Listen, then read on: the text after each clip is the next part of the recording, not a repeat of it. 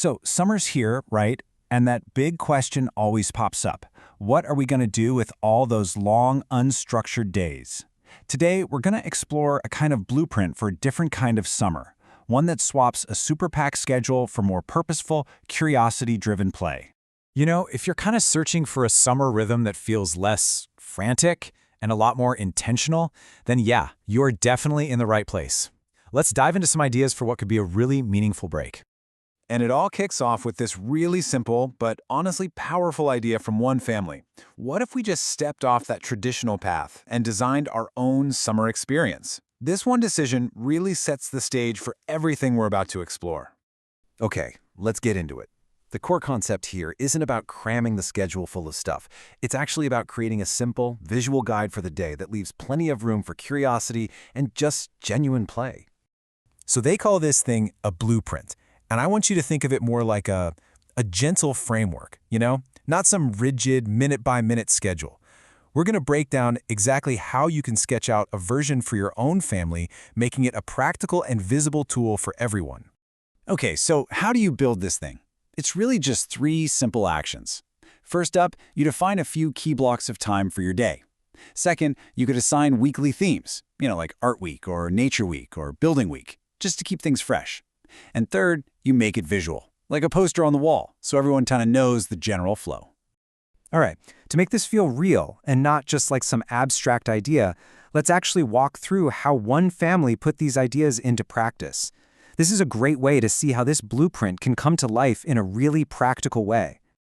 So if you look at their day from like a bird's eye view, you can see this really nice natural rhythm. It starts with energy, then it moves into some focused learning. It slows way down for rest in the afternoon, and then ramps back up with outdoor play in the evening.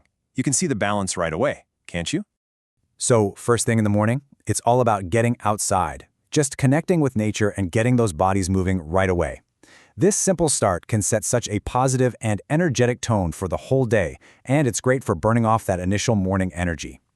And look, we're not talking about anything super complicated here. It could be as simple as bird watching on a walk, going for a bike ride, or even just some unstructured free play out in the fresh air.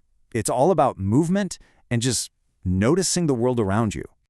Okay, next up is the learning block. But, and this is super important, notice the phrasing, learning through doing. This isn't about worksheets or textbooks. The focus here is squarely on hands-on, active thinking. And just look at what learning means in this context. We're talking about drawing, building with Legos, or tackling a puzzle. These activities are so powerful because they engage the mind and the hands at the very same time, which is just fantastic for fostering real problem-solving skills. All right, so after a busy morning full of activity and focus, the blueprint intentionally just shifts gears. The afternoon is designed for a much, much slower pace, which allows for rest, quiet, and a chance to recharge. So this block of time might be filled with having lunch together, maybe some quiet reading, or even what they call meaningful screen time.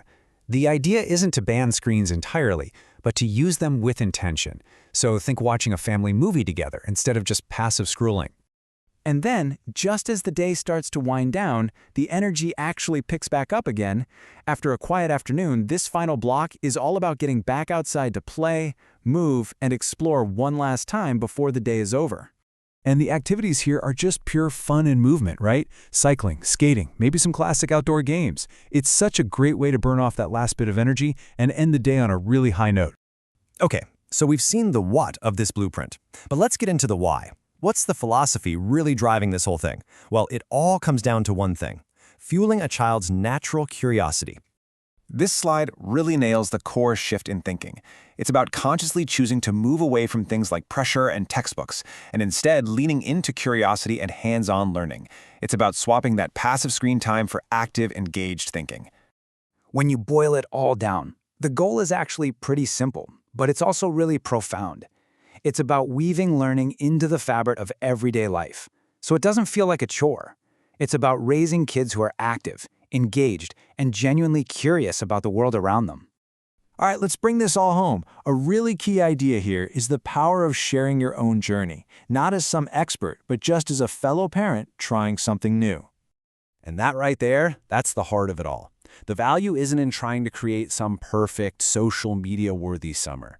It's in the authenticity of the effort. Showing a real day with all its messiness is what truly connects with and inspires other people. So, we'll just leave you with this final thought. Think of all this not as a rigid set of rules, but as an invitation.